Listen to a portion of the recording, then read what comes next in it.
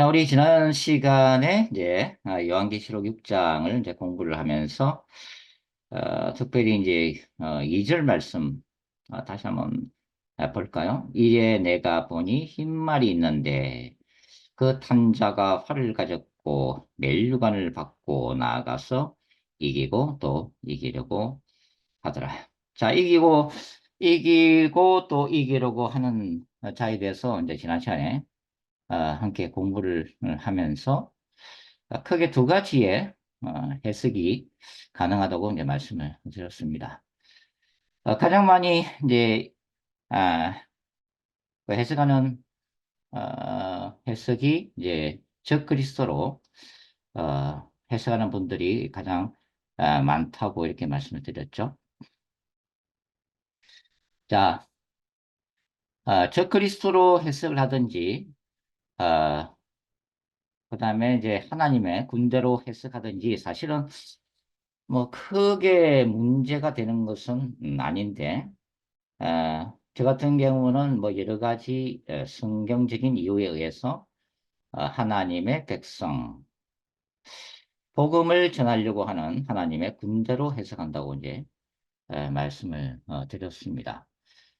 어, 1세기의 상황에서 한번 생각을 해보면요, 이 구절을 만일 적그리스도로 해석을 한다 이라면은 1세기의 적그리스도는 누구죠?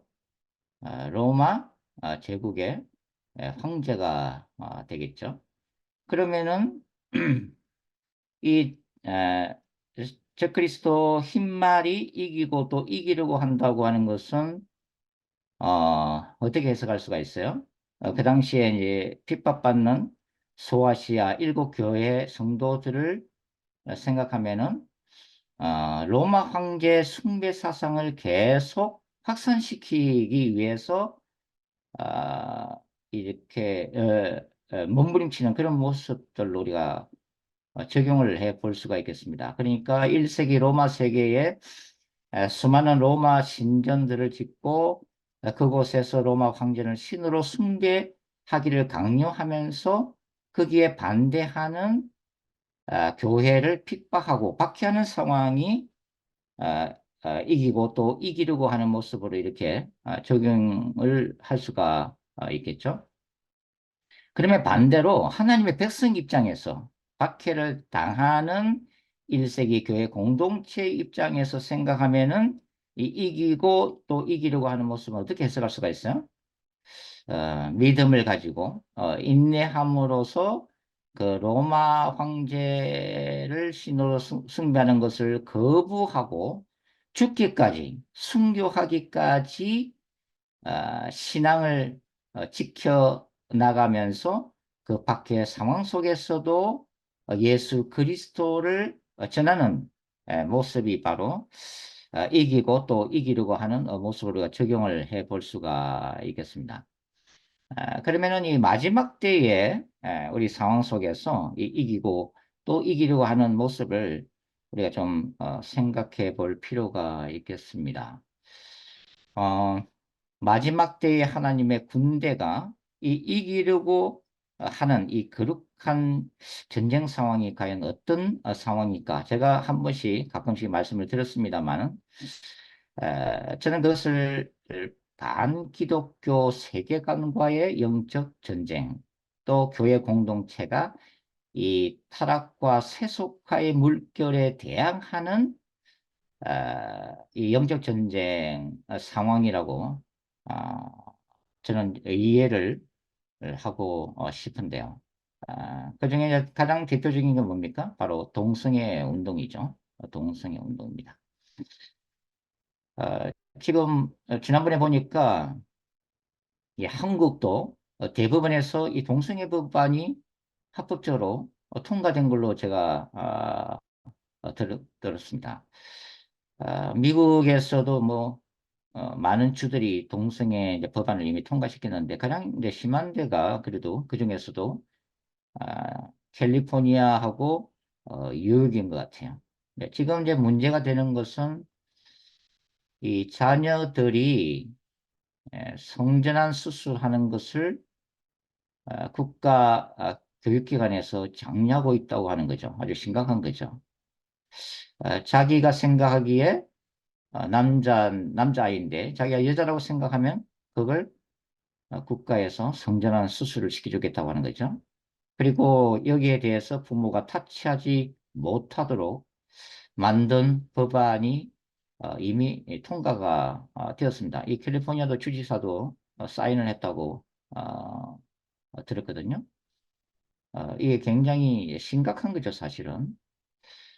제가 여기 살고 있는 곳이 이제 플러튼인데, 제가 어떤 분한테 그 얘기를 우연히 들었습니다. 이 플러튼에 뭐, 이 사우나 시설에 하나, 리모델링 했는데, 거기에 백인 남자분이 여탕에 들어갔다는 거예요. 최근 일입니다. 최근 일. 그러니까 한 달 이내에 일어났던 일인 것 같아요.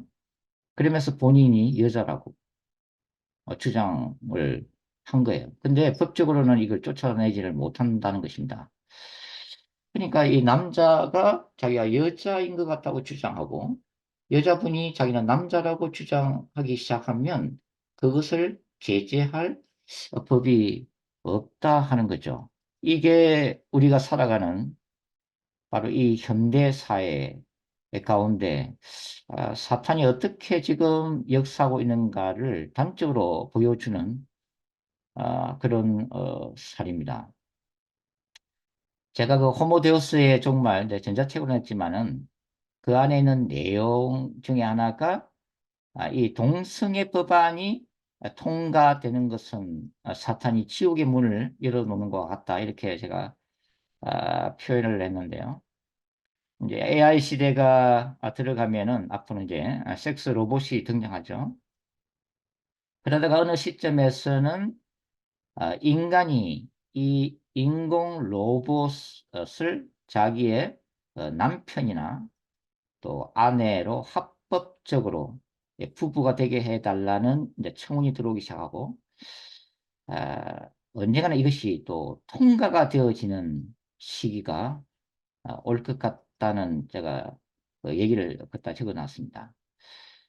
결국은 이 동성애, 이 하나님이 만드신 창조 질서를 사탄이 이제 짓밟으면서 남자와 남자, 여자와 여자 사이에서의 이런 어떤 관계를 뛰어넘어서 이제는 기계와의 어떤 성적인 관계, 그리고 인공지능이라고 하는 인간처럼 감정을 표현하고 인간처럼 자유의지를 가지게 되는 이 인공지능, 기계와의 어떤 결혼 관계까지, 부부 관계까지 끌고 가려고 하는 게 사탄의 최종적인 목적이 아닌가 그런 생각이 드는 거예요.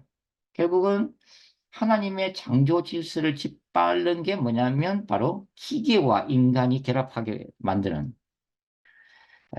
그 최종 단계까지 이제 가게 된다. 물론 유전자 복제를 통해서 인간을 만들어내는 시도도 또 뭐, 별도로 이제 시행되겠지만, 이런 시대가 이제 온다고 하는 거예요. 지금 여러분도 뉴스를 봤겠지만은, 이 프랑스 파리 올림픽 개막식이 열리면서 이제 이 크리스찬 사이에서 그것을 지켜봤던 수많은 세계 크리스찬 사이에서 이제 논란이 되는 장면이 하나가 이제 벌어졌습니다. 바로 개막식 중반 정도에 이 최후의 만찬 패러디가 이제 이게 보여졌는데 이게 이제 예수님이 제자들하고 마지막 만찬하는 그런 장면을 그린 그림이 최후의 만찬이잖아요. 그런데 여기에 보면은 이제 남자들이 동원이 되어서 그 예수님과 제자들을 여성으로 이렇게 표현하면서 기독교를 모독하는 일이 벌어졌다고 하는 거죠, 실제적으로. 그래서 이제 전 세계 이제 기독교인들이 분노하고 있습니다. 이게 지금 동성애 코드를 얘기하는 게 아니냐, 신성 모독이 아니냐, 이제 그렇게 분노를 하고 있는데요. 그러면서 몇몇 이제 크리스찬 리더들은 만일에 이 올림픽 개막식 하는 이 주최 측에서 어, 이 알라를 그런 식으로 묘사를 할 수가 있겠느냐? 아, 그렇게는 못했을 거라고 하는 거야. 그것은 기독교가 우습게 보였다는 얘기예요. 어, 이슬람은 손을 못 대고 기독교는 어, 힘이 없는 존재로 인식해서 그런지 이 예수님을 모독하는 이런 일들이 벌어서 지금 논란이 되어지고 있습니다. 또 한 가지 이제 조금 의미를 부여할 수 있는 것은 뭐냐면 이 개막식의 어떤 행사 중에 하나가 이 파리 에펠탑 앞에서 이 청황색 말이 거리를 이렇게 질주하는 그런 행사도 있었다고 하는 거죠. 이 청황색 말이 지금 우리가 요한계시록 6장에 등장되고 있는 거죠. 이 청황색 말의 심볼을 등장시켰다. 물론 어떤 의미로 이 청황색 말을 등장시켰는지는 알 수가 없습니다. 저는 이것을 연출한 분을 만나서 의도가 뭔지를 한번 묻고 싶어요. 이 왜 청황색 말이 나왔는지. 근데 요한계시록 6장에서 이 청황색 말은 죽음을 의미하는 거거든요. 근데 왜 이 죽음의 심볼을 이 올림픽의 어떤 행사 중에 하나로 등장시켰을까 하는 거죠. 이 모든 하나하나가 사실은 그냥 무심코 스쳐 지나갈 수 없는 이 마지막 때의 어떤 반기독교적인 정서, 반기독교적인 문화, 어떤 반기독교적인 세계관을 지금 세상에 보여주고 있는 게 아닌가 하는 그런 생각이 든다고 하는 거죠. 이 올림픽에서는 또 한 가지 어떤 게 있냐면 이제 서핑 그 대회가 있는데 여기서는 그 서핑에 예수님이 그려진 서핑 보드는 절대 쓸 수가 없도록 그렇게 만든 것도 있습니다. 뭐 이 행사 중에서 뭐 가수들이 공연하는 거는 뭐 일반적인 그런 건데 특히 이제 레이디 가가가 이제 공연을 했죠. 뭐 레이디 가가는 사탄 숭배자로 널리 알려져 있는 유명한 여성 가수입니다. 사실 이제 올림픽이라고 하는 것이 이제 이 스포츠를 통한 세계 평화 또 화합을 모토로 해서 이제 4년마다 열리는 거잖아요. 이제 좋은 의미에서 보면은 어떤 선의의 스포츠 경쟁을 통해서 인간과 국가의 어떤 화합, 그죠? 대화, 또 문화 교류, 선의의 경쟁 이런 것들로 이제 볼 수가 있지만 사실 이 고대 올림픽의 시작은 주전 776년경에 그리스의 올림피아에서부터 이제 시작되었죠. 근데 이 올림픽이라고 하는 이 국제 행사의 기본적인 문화는 우상 숭배 문화입니다. 왜냐하면은 이 올림픽의 시작이 소위 말해서 제우스 신을 숭배하면서 스포츠 경기를 개최한 축제로 시작된 게 바로 이 올림픽 경기였거든요. 그러니까 그 안에 이게 스포츠 경기지만 사실은 그 정신에는 이 제우스 신 숭배 사상이 그 바탕을 이루고 있는 거죠. 그래서 그런지 이제 그 로마 제국 안에서 초대 교회 박해 시대가 지나고 이제 기독교가 이제 국교화 됐을 때, 이 테오도시우스 1세, 테오도시우스 1세가 주후 393년경에 올림픽을 폐지를 했습니다. 왜냐하면 이제 이런 것에 대해서 기독교인들이 반발하는 것을 알고 있었고, 이 올림픽이 어떤 정신으로 이렇게 역사상에 계속 이렇게 내려온 건가를 알고 있었기 때문에 우상 숭배를 금지하는 입장에서 이 올림픽을 폐지한 그런 역사도 있다고 하는 거죠. 그래서 우리가 이제 뭐 올림픽을 지켜보고 또 우리 국가 대표 선수를 응원하고 뭐 이런 것은 굉장히 좋습니다만은 그러나 우리가 이제 이 올림픽 경기가 가지고 있는 그 근본적인 어떤 정신이 이 우상 숭배 행사다. 아, 그로서부터 이제 시작됐다는 것을 우리가 기억할 필요는 있겠습니다. 지금 이기고 이기려고 하는 이 마지막 사탄의 이 몸부림 가운데 우리가 또 생각이 될 게 뭐냐면 바로 종교다원주의입니다. 종교다원주의. 제가 이제 가끔씩 지금 이런 이 마지막 이 전선을 형성하고 있는 이 비기독교 사상에 대해서 제가 가끔씩 얘기를 하는데 이 종교다원주의 그러니까 타 종교에도 구원이 있고 예수 이외에도 구원이 있으므로 세계 평화를 위해서는 기독교가 오직 예수라고 하는 그 배타성을 버리고 타 종교인들과 함께 손에 손을 잡고 세계 평화를 위해서 나가야 된다고 하는 이 거대한 모토 아래에서 기독교의 복음이 순수한 복음이 흔들리고 있다고 하는 거죠. 많은 목사님들이 뭐 지적을 했습니다만 WCC나 그다음에 뭐 로잔 대회 같은 것에 대해서 지금 조금 의혹의 눈초리를 지금 보이고 있는데 9월 달에 지금 인천 송도에서 4차 로잔 대회가 지금 열릴 예정이죠. 로잔 대회는 세계 복음화를 위한 국제 대회입니다. 근데 우리가 사실은 이런 행사에 대해서 뭐 무관심할 수도 있고 또 우리 목사들조차도 또 뭐 그런 모양이다라고 관심이 없을 수도 있지만 그러나 이 마지막 때에는 여러 가지 이런 일어나는 징조들을 우리가 좀 끼어서 지켜볼 필요는 있습니다. 우리가 마태복음 24장에 종말론을 공부할 때에 제가 핵심적인 주제, 예수님이 가르치신 핵심적인 주제가 뭐라고 그랬어요? 깨어 있으라. 깨어 있으라. 그때가 어느 시일런지 알지 못한다. 예수님이 재림이 언제인지 알지 못한다. 그리고 예수님의 재림 직전에 어떤 징조들이 일어날 것이다.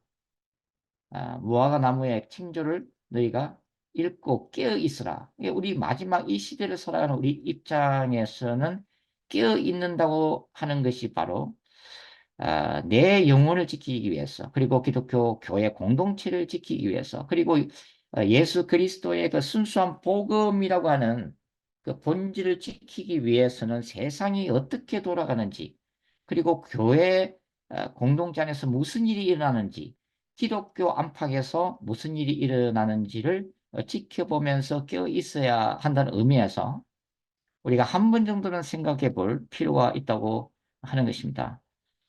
사실 이제 로잔 대회 같은 경우도 깊이 뭐 연구하신 분들도 있겠지만 간단하게 제가 말씀드리면 사실 로잔 대회는 1974년에 빌리 그리암과 이 성공의 사제였던 존 스타트 굉장히 유명한 분들이에요. 사실 존 스타트가 주도를 했습니다. 그러니까 예수 그리스도의 복음을 세상에 전하자라고 하는 좋은 취지에서 시작이 되었죠. 근데 문제가 뭐냐면 이 로잔 대회가 이번이 4차인데 2차, 3차를 거치면서 조금씩 은밀하게 변질되기 시작했다고 하는 거예요.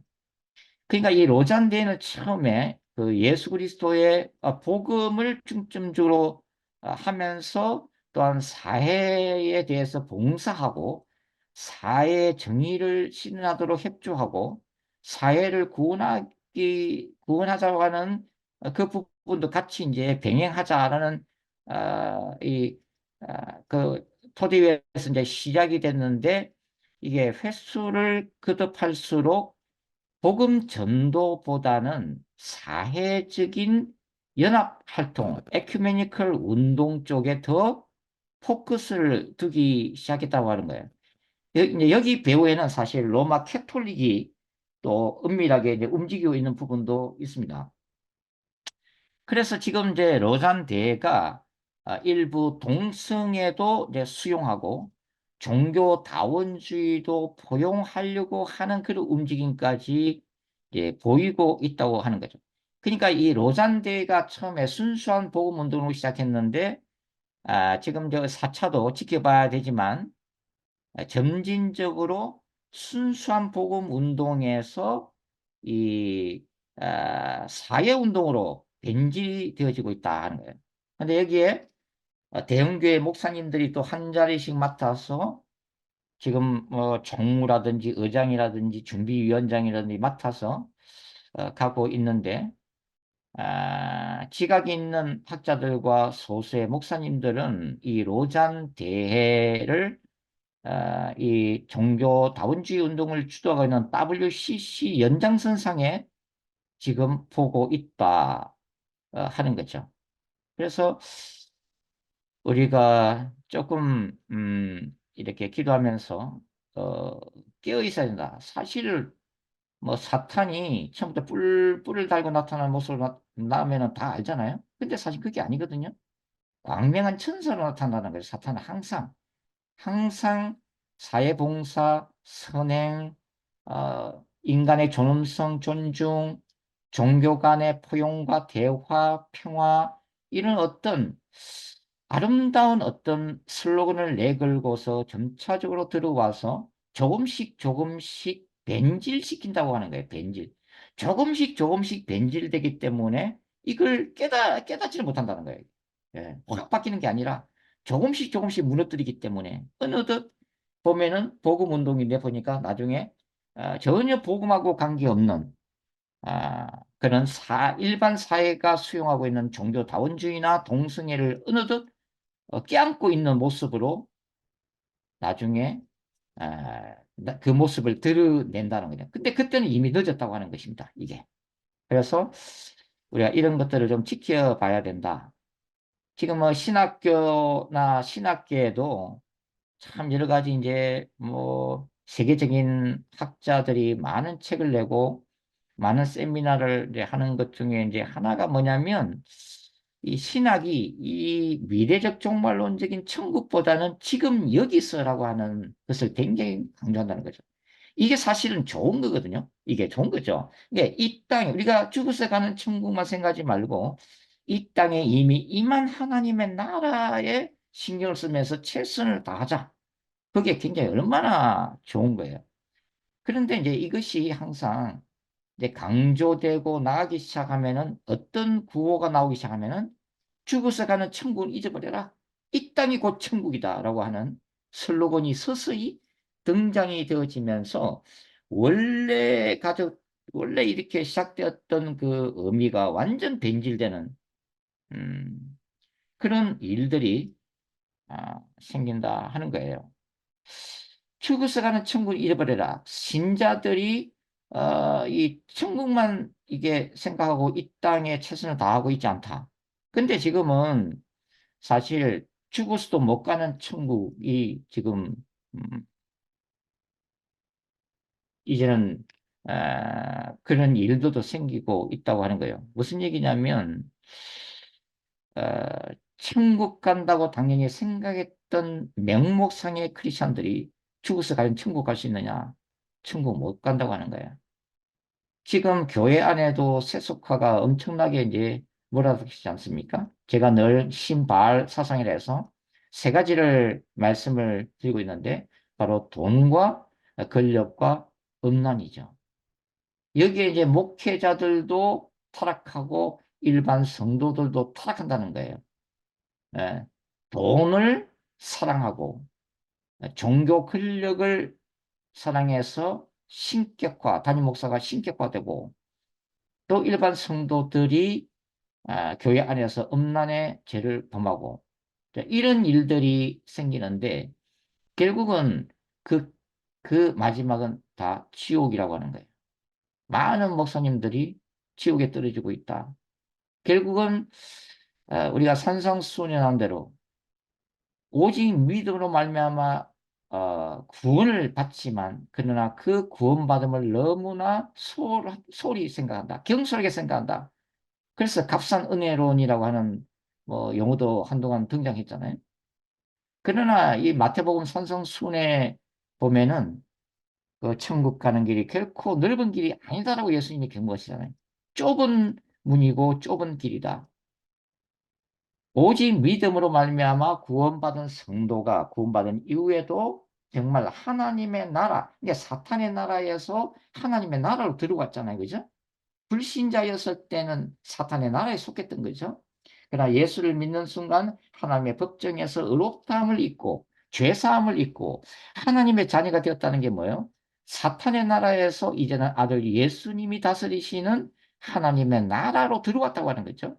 그러니까 하나님의 나라로 들어오게 될 때에 생기는 뭐예요? 하나님 나라의 법을 지켜야 한다고 하는 거죠. 미국 땅에서 시민권자랄지라도 영적으로는 우리는 영주권자예요. 무슨 얘기냐면은 이 미국 땅이 우리가 영원히 살아야 될 땅이 아니니까 우리의 시민권은 하늘에 있고 우리의 본향은 하늘이라고 하는 거죠. 이 땅은 우리가 잠시 왔다가 최선을 다해서 하나님의 뜻을 이루고 가는 땅에 불과하다 하는 거죠. 예. 그런데 이 영주민의 이 신분을 가지고 살면서 미국의 법을 어기면 어떻게 돼요? 시민권을 박탈당하거나 추방되겠죠. 마찬가지라고 하는 것입니다. 우리가 예수님의 그 이름의 권세로 죄 용서를 받고 하나님의 나라로 들어왔지만 이 하나님의 나라에서 이 땅에서 우리가 하나님의 법대로 싸우지 않으면 거룩하기 위해서 몸부림치지 않으면 거꾸로 지속적으로 죄를 짓고 성령께 불순종하고 배도하고 타락하게 되면 어떻게 돼요? 지옥이라는 것입니다. 천국 아니에요. 지옥에 떨어진다고 하는 거죠. 그래서 이 모든 오늘날에 급격하게 돌아가고 있는 여러 가지 이 반기독교적인 이런 흐름들을 우리가 지켜보면서 우리가 마태복음 24장 와 25장이 하나의 종말론을 가리키는 장이라고 말씀을 드렸는데 25장에서 최후의 심판다에서 뭐예요? 염소와 양이 갈라지잖아요. 그죠? 그래서 이 마지막 때를 살아가는 우리 자신이 먼저 나는 지금 하나님 앞에서 염소로 쓰이는가 양으로 쓰이는가를 늘 깨어서 분별해야 한다는 거죠. 예. 늘 신자들도 염소와 양이라고 하는 그 갈림길에 오늘도 서 있다고 하는 것입니다.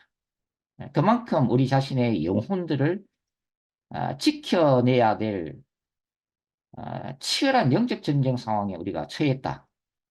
그렇게 좀 말씀을 드리고 싶습니다. 그래서 이러한 이기고 또 이기려고 하는 하나님의 군대는 바로 예수님의 재림을 준비하면서 아, 이러한 비기독교 세계관과 영적 싸움에서 이기고 또 이기려고 하는 그 몸부림, 그 거룩한 전쟁을 싸워야 되죠. 반대로 사탄은 이러한 교회 공동체를 무너뜨리기 위해서 이런 동성애나 종교다원주의나 이단적인 사상이나 교회를 세속화시킴으로 인해서 교회 공동체를 이기려고 몸부림치는 이기고 또 이기려고 하는 그런 많은 사탄의 전략들을 지금도 내놓고 있다 하는 것입니다. 그래서 이 요한계시록 6장 2절이 1세기의 상황과 또 마지막 때의 상황을 우리가 생각하면서 우리가 하나님의 말씀의 자체가 이 말씀하는 성경적인 원리뿐만 아니라 과연 이 구절이 오늘을 살아가는 우리 또 오늘을 살아가는 이, 이 크리스천들 교회 공동체에 과연 이 시대에서 우리가 이기고 또 이겨야 될 대상은 뭔지 그리고 그 구체적인 내용은 뭔지 네, 고민하면서 어, 살아야겠다 하는 그런 생각을 어, 해봅니다. 요한계시록 6장 3절에 보면 이제 둘째인이 나오는데 둘째인을 태실 때에 내가 들으니 둘째 생물이 말하되 오라 하니 이에 다른 붉은 말이 나오더라. 그 탄자가 허락을 받아 땅에서 화평을 자여 버리며 서로 죽이하고 또 큰 칼을 받았더라. 자, 여기 이제 요한계시록 6장에 나오는 이 첫째 인부터 이제 다섯째 인까지 사실은 여기 이제 우리가 먼저 전쟁이 언급되고 그다음에 전쟁이 언급되면 당연히 기근이 오죠. 그다음에 기근 다음에 죽음이 오는데 그래서 전쟁, 기근, 죽음이라고 하는 이 순서로 이제 진행되긴 하지만 그럼에도 불구하고 이 첫째 인부터 다섯째 인의 내용들을 꼭 엄격한 시간 순으로 우리가 이해할 필요는 없다는 생각이 들어요. 그것은 예수 그리스도의 재림 직전에 동시다발적으로 전 세계에서 일어나는 현상들을 상징하고 있다. 이렇게 이제 보는 것이 좀 더 나을 것 같다는 생각이 듭니다. 그래서 여기서 이제 첫째 인부터 다섯째 인까지는 우리가 종합적인 큰 그림이라고 말씀드렸잖아요. 이제 이런 것들이 나중에 이제 그 계시록 8장과 9장 가시면은 바로 3분의 1 재앙으로 아주 구체적으로 이제 설명이 되어지죠. 바로 부분적 재앙이죠.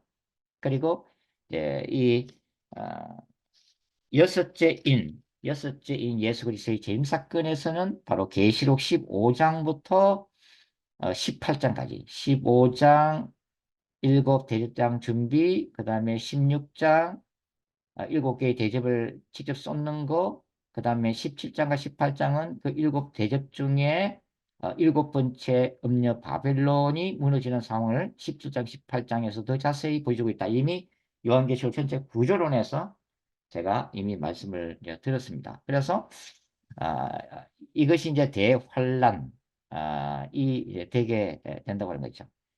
그런데 이 첫째 인부터 이 다섯째 인까지의 이 땅에서 일어나고 있는 이 재앙적은 본질적으로 뭐라고 그랬어요? 하나님의 종말론적인 심판입니다. 그죠?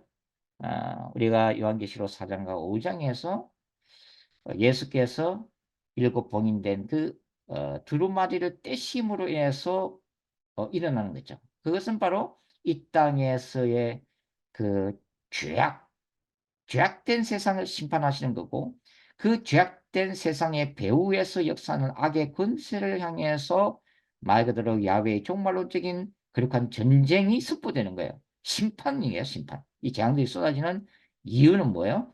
바로 하나님이 심판하시는 것입니다. 심판. 물론 경고적 심판이에요. 회개하라고 회개를 촉구하는 경고적 심판이긴 하지만 여하튼 심판적 맥락에서 이런 재앙들이 일어나고 있다. 이걸 여러분들이 이해하시면 되겠어요. 그래서 이 둘째인의 환상은 명백히 뭘 의미한다고요? 전쟁을 의미하고 있다. 이 붉은 말 자체가 이제 피를 상징하고 있는 거죠. 그리고 여기 이제 큰 칼, 마카이라, 마카이라. 이 칼은 제가 여기 일장할 때도 말씀을 드렸는데 로마군이 이제 허리에 차고 있는 약간 짧은 칼. 그래서 이제 이 적군의 복부를 주로 찌를 때 사용하는 그래서 치명타를 입히는 칼이 이제 마카이라는 뜻이죠. 그래서 하여튼 이 칼이 지금 상징하고 있는 것은 뭐예요? 전쟁이죠, 전쟁. 뭐 어떤 분들은 이 전쟁을 뭐 내란으로 보긴 하는데 뭐 여하튼 국제 간의 전쟁이나 또는 뭐 내란 뭐 다 포함되는 거죠. 그래서 이 전쟁이 더욱더 많이 일어날 것이다. 전쟁이 많이 일어날 것이다. 뭐 지금도 뭐 러시아 우크라이나 전쟁 계속되고 있고 뭐 이스라엘 하마스 계속 뭐 되고 있지만 여하튼 전쟁이 계속 두드러지게 많아질 것이다 하는 거죠. 그다음에 이제 셋째인을 보시면 셋째인 5절 말씀입니다. 셋째인을 떼실 때에 내가 들으니 셋째 생물이 말하되 오라 하기로 내가 보니 금은 말이 나오는데 그 탄자가 손에 저울을 가졌더라. 내가 내 생물 사이로부터 나는 듯한 음성을 들으니 이르되 한 데나리온의 밀 한 대요 한 데나리온의 보리 석 대로다 또 감람류와 포도주는 해치지 말라 하더라. 자, 셋째인의 금은 뭘 지금 상징하고 있다고요? 흉년과 기근을 상징을 하고 있습니다. 그러니까 이 검은 말을 탄 자가 저울을 가지고 있다는 것은 뭘 얘기하는 거예요? 경제적인 위기상, 경제적인 파탄을 지금 얘기를 하고 있는 거죠. 결국은 여기 이제 나오는 이런 것들은 쉽게 얘기하면 뭐 한 데나리온이 뭐 일꾼이 하루 품삯을 받는 액수인데 여하튼 간에 이제 쉽게 말씀드리면 평소보다 최소한 10배 이상 10배 이상 생필품의 가격이 치솟아 오른다는 것을 지금 얘기하고 있는 거예요. 이게 제가 지난 시간에 말씀드렸듯이 대부분의 우리 기업주의 이 요한계시록 주석가들은 이런 계시록 6장에 나오는 환란을 뭐로 해석한다고 그랬어요? 예수님의 초림부터 예수님의 재림 사이에 이 교회 시대, 2000년의 교회 시대에 일어나는 환란으로 해석을 하고 있다고 했죠. 근데 저는 조금 좁혀서 예수님의 재림 직전의 날 종말론적인 현상으로 추석을 하고 있다. 이렇게 제가 말씀을 드렸습니다. 뭐 마태복음 24장에도 이제 땅의 기근을 예고를 하고 있는데요. 자, 여기 이제 흉년이나 기근 크게 세 가지 요인에 의해서 발생이 되집니다. 첫 번째가 뭐냐면 생태계 파괴죠. 생태계 파괴. 두 번째가 인구 증가. 그리고 세 번째가 빈번한 전쟁의 결과죠. 그죠? 어, 지금 뭐 전쟁도 문제고 또 인구 증가도 이제 문제지만 제가 보기에는 뭐 생태계 파괴가 더 좀 심각한 상황인 것 같아요. 이 지구촌의 이상 기온으로 인한 생태계 파괴가 굉장히 심각하다. 제가 대충 이렇게 뭐 자료를 이렇게 봐도 보니까 2023년 9월경, 이제 작년이죠. 9월에 보니 우리가 여러분들 뉴스를 그때 한참 다 보셨을 거예요. 그죠? 그 유럽과 북반구 지역이 이상 고온으로 엄청 시달린 그런 경험을 가지고 있죠. 그래서 작년 10월 달에 유엔 기후 변화 보고서가 제출이 됐는데 이제는 이 지구 온난화 현상이 통제불능 상태다. 인간이 이제는 어떻게 통제할 수 없는 통제불능 상태에 빠졌다. 이미 이 지구는 사망이 선고됐다. 이렇게까지 지금 보도가 되었습니다. 그래서 향후 20년 안에 더 빨라질 수도 있어요. 향후 20년 안에 지구 평균 온도가 19세기 말하고 비교하면은 섭씨 1.5도 상승할 것이다. 뭐 1.5도 상승하는 게 대단한 겁니다. 이게 엄청난 거예요. 1.5도 평균 온도가 1.5도 상승해야 된다. 자, 이 1.5도가 상승된다고 하는 것은 결과적으로 뭐냐면은 이 지구가 따뜻해지면서 빙하가 녹아내리죠. 제가 그 전에 한번 말씀을 드렸는데 빙하가 녹아내리면은 저질에 있는 도시들 물에 잠기기 시작하죠. 에, 해수면이 올라가니까. 그리고 이 바닷물이 따뜻해지면 어떤 현상이 일어나요? 그죠? 허리케인, 쓰나미, 이상 폭우 일어나고 이것에 또 도미노 현상으로 해서 어떤 지역은 폭염이 쏟아지고 눈이 안 내린 지역에 눈이 쏟아지고 아, 막 그런 거죠. 그런 파괴적인 현상들이 계속 도미노 현상을 일으키게 된다고 하는 것입니다. 그러니까 지구가 뜨거워지면 안 돼요. 지구가 지구를 빨리 식혀야 되는데 이게 문제인 거죠. 이게서. 아, 그래서 사실은 이 전기차 이런 것도 사실은 이런 걸 보더라도 빨리 전 세계적으로 시행을 해야 됩니다. 사실 환경을 보호하기 위해서는 이산화탄소, 이거 배기가스를 규제하기 위해서는 전기차를 각 국가들이 대폭 조치하면서 그래야 이제 좀 지구가 살아날 것 같은데 여하튼 그렇다고 하는 거죠. 뭐 최근에도 여기 뭐 중국에서 뭐 그 뭐야 정주시인가요? 거기 보면은 뭐 하루에 1년치 비가 쏟아져서 난리가 났잖아요. 하루에 1년치 비가 쏟아져. 에, 그래서 뭐 지금은 여기서 보면은 뭐 비 오면은 뭐 100년 만에 쏟아지는 뭐 폭우다 뭐 이런 표현들이 그냥 너무 자연스럽게 나고 있다. 그리고 올해는 뭐 2024년은 뭐 역사상 가장 뜨거운 여름을 보내게 될 거다. 이렇게 기상학자들이 예고를 하고 있는 중에 있습니다. 그래서 사실 이러한 이 셋째인의 금은 말, 이 흉년과 기근을 상징하고 있는데 이런 흉년과 기근의 주 요인은 바로 생태계 파괴다. 예. 이 생태계 파괴가 되어지는 과정 가운데서 계속 인구는 증가하니까 식량이 더욱더 부족해지고 네, 물가는 치솟는 거죠. 그리고 지금 전쟁, 뭐 러시아 우크라이나 전쟁만 하더라도 지금 우크라이나가 밀의 최대 생산국인데 이 밀을 제대로 지금 뭐 생산을 하고 있지 못하니까 난리잖아요, 사실은. 그죠? 그래서 결국은 지구촌이 심각한 식량 위기에 직면하게 될 거라고 하는 거죠. 화폐 가치는 폭락하고 그래서 각 국가 간의 정책에서 최우선순위 뭐요? 바로 식량 확보입니다. 식량 확보. 먹거리를 자국민들이 먹을 수 있도록 확보하기 위한 전쟁이에요. 이제. 식량 구입 문제가 가장 중요한 경제적인 문제가 가장 중요한 해난이 되어줄 수밖에 없다고 하는 거죠. 근데 요한계시록 이런 사안을 보면은 앞으로의 경제 상황은 굉장히 뭡니까? 부정적이다. 경제 상황이 좋아지고 물론 약간은 또 좋아졌다가 뭐 그런 경우도 있겠지만 전반적으로 보면 예수님 재림 때까지는 뭐 AI가 나오면서 어떻게 식량 문제를 인공지능을 통해서 효과적으로 일부 해결할 수도 있겠지만 그럼에도 불구하고 여러 가지 굉장히 어려움, 식량 위기는 계속될 거라고 볼 수밖에 없다 하는 거죠, 이게. 그리고 만일에 이제 이게 핵전쟁이 일어난다면, 제3차 세계대전이 일어난다면, 그게 이제 계시록 이제 9장 얘기인데, 핵전이 일어난다면은 결국은 이런 절대적인 식량 문제가 봉착하면서 경제적인 이 매매를 위해서 짐승의 표가 등장할 수밖에 없다. 물론 짐승의 표에 대해서는 그때 제가 자세히 성경적인 의미와 또 앞으로 나오게 될 어떤 칩으로서의 짐승의 표에 대한 가능성은 제가 그때 가서 조금 말씀을 드리겠습니다. 무조건 베리칩이나 무슨 이런 바코드가 짐승의 표가 아니라 사실은 성경 얘기하게 요한계시록 얘기하는 것은 사탄 숭배 자체를 얘기하는 건데 여하튼 그 결과로 인해서 이 짐승의 표와도 연결되어 지게 되는 거죠. 여하튼 자 그런데 여기서 어,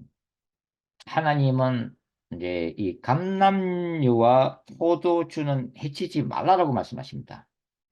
굉장한 위로의 말씀이죠.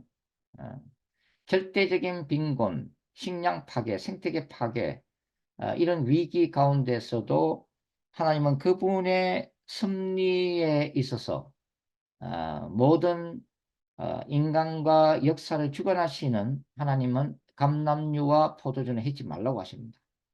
아, 절대적인 빈공 상황 속에서도 음식을 공급하시는 하나님의 은혜를 예고하고 있다고 하는 거죠.